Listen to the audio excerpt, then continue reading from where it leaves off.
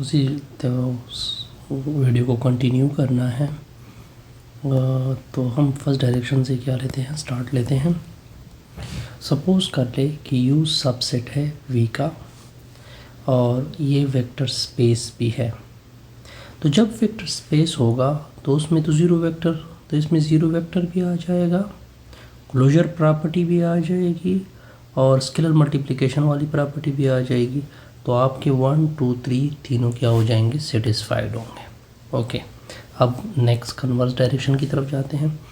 Conversely suppose कर लो कि 1 2 3 hold हो रहे हैं। नेक्स्ट हमने ये शो करना है कि U एक क्या है, वेक्टर स्पेस है। अब जब आप U को वेक्टर स्पेस शो करोगे तो आपने कितनी प्रॉपर्टी सेटिस्फाइड करनी है, 10। देखिए मैंने दो वेक्टर ले ली U से, ये बिलोंग होंगे U से, U प्लस W बिलोंग हो जाएगा U से। ये कौन सी कंडीशन के मुताबिक, क्योंकि 2 तो होल्ड हो रहा है तो 2 के मुताबिक मैं कर रहा हूँ, क्योंकि 2 होल्ड है। अब देखिए ये जो U किसका सबसेट है, V का। U किसका सबसेट है, V का। तो जब V का सबसेट है और V में कम्यूटेटिव लॉ होल्ड होती हैं तो U में भी कम्यूटेटिव लॉ होल्ड होती हैं। फ्रॉम हेरिडिटी इस वजह से मैंने लिखा क्योंकि U के सारे मेंबर V के मेंबर है और V में कम्यूटेटिव लॉ होल्ड होती है, इस वजह से ये होल्ड होगी। सिमिलरली एसोसिएटिव प्रॉपर्टी भी होल्ड हो रही है क्योंकि U सबसेट है V का। तो U की जितनी एलिमेंट है वो V से आए हैं तो V में तो एसोसिएटिव लॉ होल्ड होती है, तो यहाँ भी होल्ड होगी। अब देखिए ज़ीरो वेक्टर भी इसमें आ सकता है। ये कौन से कंडीशन के मुताबिक, क्योंकि 1 तो होल्ड हो रहा है। 1 क्या कहता है कि ज़ीरो वेक्टर उस U में मौजूद है।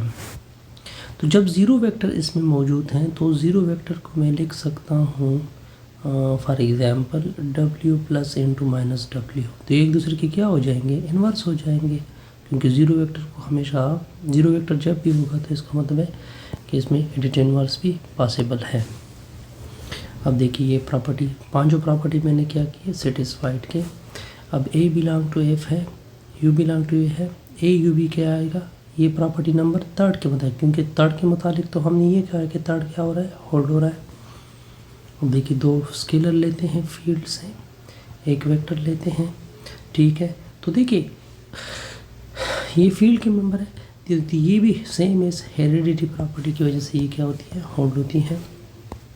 8 प्रॉपर्टी भी क्योंकि वो उसके मेंबर है तो रिजल्ट भी सेम हेरिडिटी प्रॉपर्टी के मुताबिक क्या होगा, होल्ड होगा।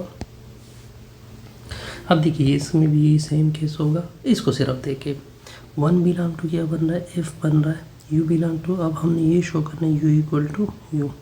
अब देखिए आपको क्या है, alpha U belong to U है, ठीक है। अब देखिए अल्फ़ा तो फील्ड से मेंबर है, फील्ड में 1 मौजूद है तो इससे रिजल्ट आएगा U। तो ये भी क्या हो रहा है, होल्ड हो रहा है। ऐसे हमारी ये